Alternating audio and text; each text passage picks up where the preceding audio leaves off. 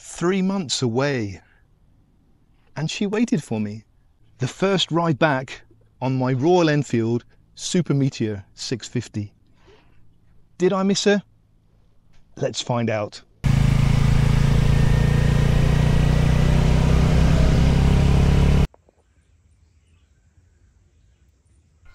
Three months have passed since I rode my Super Meteor. Family, health, travel, all got in the way, as well as other motorcycles that I reviewed while I was in England. Big torque, low seat height, no nonsense. Just the way I like my mornings.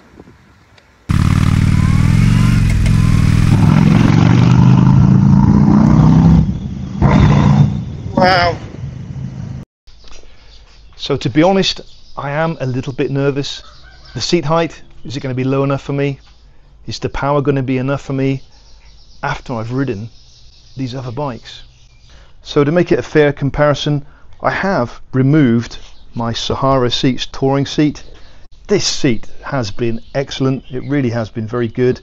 I rode it for 8 hours non-stop to the Mahon Song Loop and back again the very next day. So 16 hours in the saddle without a break, and this seat, it's achievable. But I have reverted back to my original seat because it is about 20 millimeters lower. It's the seat that I modified. I cut with the angle grinder, right? But it's still comfy. It's still a very comfy seat, and I want as low as possible now. I now realise after reviewing these bikes, I need my seat height to be as low as possible. I reduced my rear shocks by 20 millimeters, but then I put on 20 millimeters with this touring seat, which I still will use in the future. If me and Mrs. T go on a long cruise together, I will put this seat back on. The comfort is astounding, but just for me, daily riding, I'm happy with the lower seat. And then I will contact Sahara Seats again for their ultra low seat that they make. Give that one a trial as well. Collection of seats I'm getting.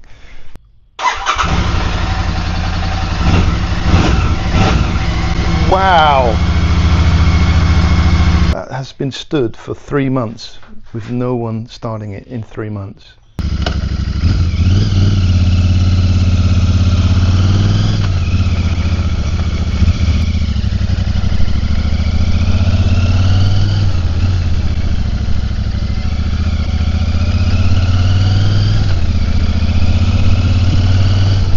And when you come home to sights like this, just amazing to be back home, even though the weather's not particularly good. Rainy season. Sometimes it's one of the best seasons to be in Thailand. A little bit cooler, not much, and less tourists, so less busy. Sometimes I prefer it that way. So to be fair, I've nearly clocked up 18,000 kilometers on the Super Meteor, and owned one for nearly 1.5 years now. And we've had many an adventure together. But like I say, we have been away and apart for 3 months, and a lot of different bikes came in the way between then, when I've been reviewing bikes in the UK, some of which I had a real tango moment on. And I have been tempted. The grass is always greener, right? So this ride is very interesting for me today. Am I going to fall back in love with my Meteor? Up until now, my Meteor has been my daily commute, as well as my daily ride, and as well as my adventure bike on weekends off. But I'm now retired. I've taken early retirement, 57. I'm not going to wait till 60 or 65.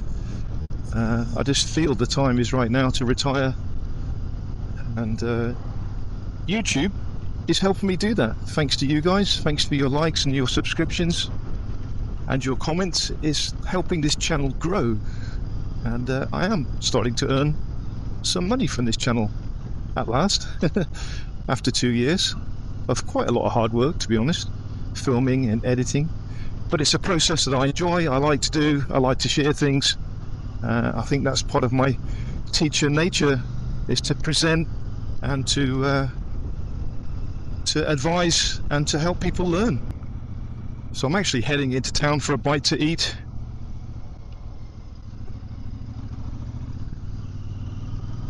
I'm a bit fussy when it comes to eating, and there's only so much Thai food you can eat. As much as it's lovely, I've just been in England for 3 months again.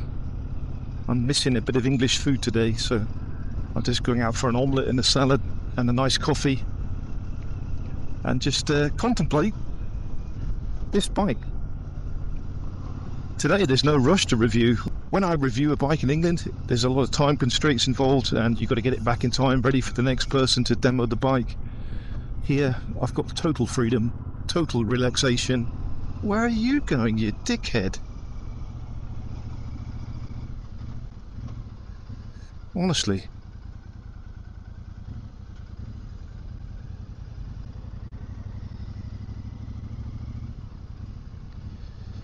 And that's one thing I've got to consider. It's the power of the bike. You just saw it happen there. The road conditions, the driving standards in this country are atrocious. Do I need a more powerful bike? And I'm quite quickly coming to the conclusion that I don't. It's too dangerous here. This is powerful enough. They still class this as a big bike in Thailand, and to be honest, I've been finding today it's got all the power that I need, and on top of that, it's got the fuel economy. And then the biggest bonus of all is something that I can service myself. I'm not scared to service this bike myself. It's not too complicated. I don't need a computer, I don't need diagnostics, and I've learned a lot about this bike along the way, so I can definitely service this bike myself. And that is something to consider, I think.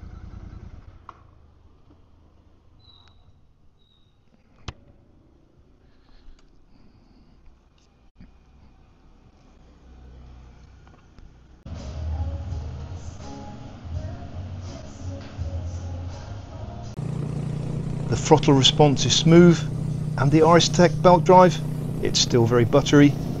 I've missed this riding position also. It's like a recliner on wheels. The brakes feel adequate, and that low end torque is still addictive. I'll be honest, I didn't think I'd miss this bike as much as I have. As soon as I opened up that throttle and felt that offset parallel twin thump, it just felt like coming home. I've now realised it's not just about the power. There's something very special about this bike. It's mine.